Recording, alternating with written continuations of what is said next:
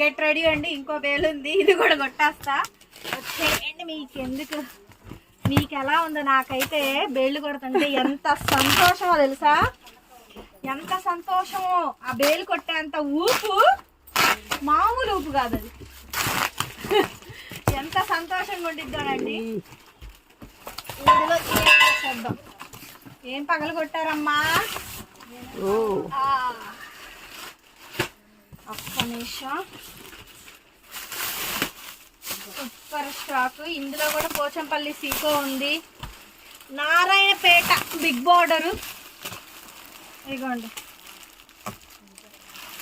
Narayanpet big border అండి. ఇది big border stock. ఇవి